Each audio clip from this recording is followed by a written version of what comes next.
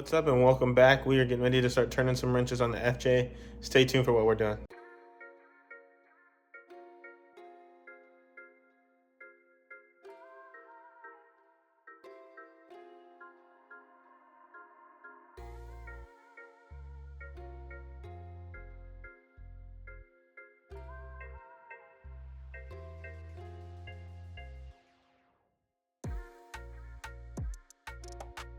All right, guys, so this is what we got going on for today.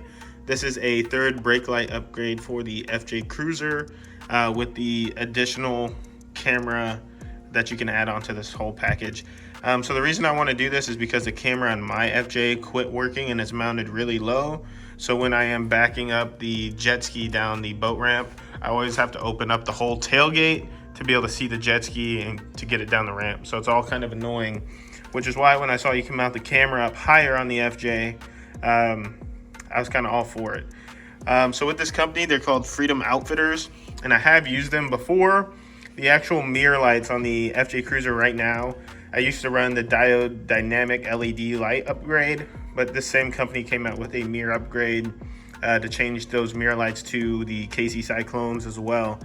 So, and after seeing how bright the KC Cyclones were in the mirror lights, and this came with 4 Cyclones, I thought it was pretty sweet. Everything with this kit is supposed to be pretty plug and play, and there's a bunch of different ways that you can wire this up.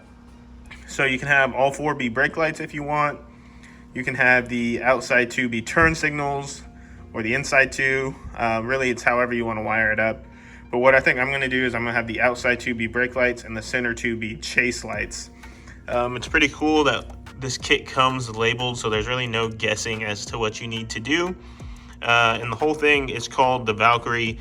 Everything came packaged pretty nice, came with some stickers, and then they even went as far as to put my name on the card and gave me a discount code. So all in all, I think it's a pretty awesome kit. Can't wait to see it wired up and working. And like I said, I had that one available slot left on my S-Pod for the chase lights, so I'm gonna go ahead and wire it to that. All right, so already right off the bat, I'm having issues due to having this high lift jack on my FJ Cruiser. I cannot even open the rear glass. So I'm gonna have to take this high lift mount down so that I can open that rear glass to get access to the third brake light. Okay, so this is disgusting. There's like a freaking potential nest or something up here. I'm not sure. I don't ever open this rear glass due to having this high lift jack on. So this is the first time I've opened this glass in years. And of course, every time I touch this thing, I find more stuff that's broken. Both these struts are shot, so I had to jimmy rig some pliers with some zip ties to hold this glass open so I can get access to that third brake light panel right here. But as I was sitting here contemplating, is it even worth running a high lift jack anymore? I'm not sure. I feel like it's just extra weight at this point, and there might be better options than running a high lift jack nowadays. But I don't know. Maybe post down in the comment section and let me know what you think. All right, so I was able to get this cover off. Again, it's just 2 push pins that hold it on. Of course, they broke. So I'm gonna have to replace those. I have some here at the house, so no big deal. I got 2 electrical connections to take out, and then 2 8mm bolts, 1 and 2, and then they should be ready to come out. So the 2 wires are disconnected and the 2 bolts are out. So I should be able to lower this glass and pull that light right out of the top. So the next step for me is gonna be to prepare this new third brake light. I gotta replace these 2 lenses on these 2 KC Cyclones with the yellows for chase lights and get the camera ready to go too. Okay, and for those of you who don't have any experience with KC Cyclones, they're fairly simple. You just have to take out the center caps right here, which will reveal a bolt. Once it reveals that bolt, it does end up being a 5 for an Allen key. And then on the back of that, the socket ended up being a 1/2-inch socket. That's what that ended up being. So we're gonna go ahead and pull these center 2 out to put on the yellow lenses. I also have to put on the housing for the camera that bolts right on top. These 2 bolts, sorry my hand's dirty from working on that window, but these 2 bolts ended up being a number 2 Allen to get those ones out. Yeah, so that's what it looks like once you pop that little red lens off right there. I then end up having a very small flat tipper. I can't find the one that I had, so I just ended up using a knife. But either way, they pop off. and then the other ones just clip right in. Just like that, I have switched those lenses. The only thing left to do is put your KC centerpiece back in and make sure that your KC is lined up and even. But it doesn't look half bad. The next step is going to be removing these 2 bolts right here so that we can put the camera mount on and make way for the camera. What it looks like with the 2 center caps changed to yellow for chase lights and the camera mounted. So one of the questions I did ask was how much line did it actually come with for the camera, and their customer service responded and said they send you about 20 feet of additional line so that you can make the run from the top of your tailgate all the way to the head unit for the radio. So the next couple of steps is going to be to figure out how I want to run my wiring, and then I need to pull the 2 positive lines out of the 2 center lights and conjoin them to one so that I can run that positive up to my S-Pod so that these 2 center lights right here will be controlled by the S-Pod. Then I need to clip these 2 into the brake lights so that when the brakes are pressed that these 2 will illuminate and these 2 will be controlled by the switch. Next part is going to be the time consuming part. I got to run these wires all the way down, tuck them in through the grommet, come down the door, and then there's another grommet that passes into the vehicle, and run my wires to my S-Pod, and then I got to plug the camera into the radio. I need to zip tie these wires up and run them through this grommet right here.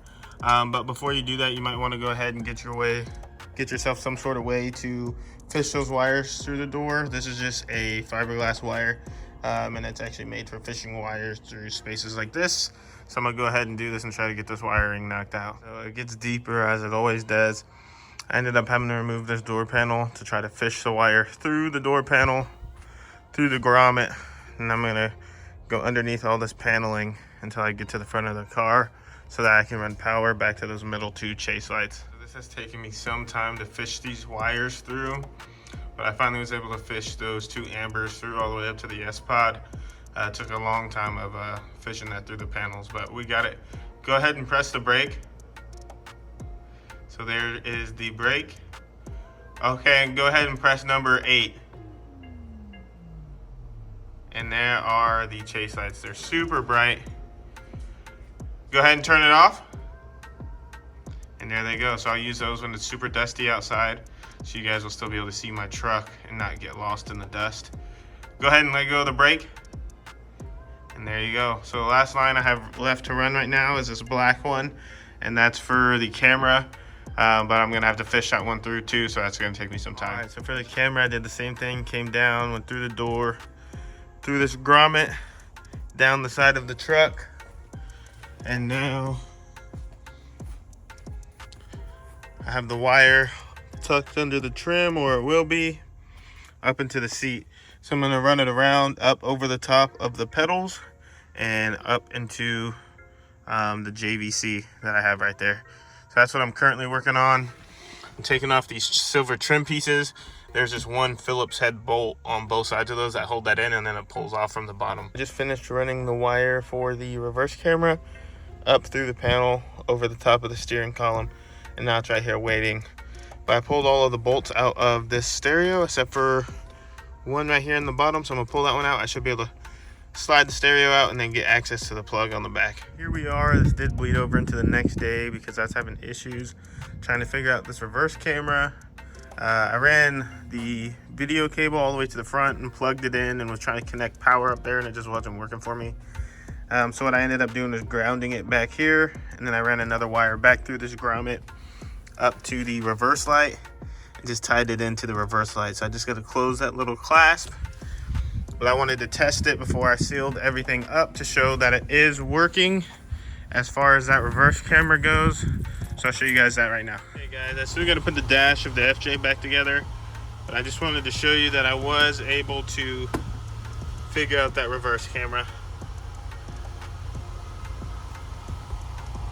So now what I'm about to do is bolt the interior back together, and I'll show you guys the finished product at the end. All right, you guys, and that does it for another one. Again, we went from the third stock FJ Cruiser brake light to the upgraded one from Freedom Outfitters.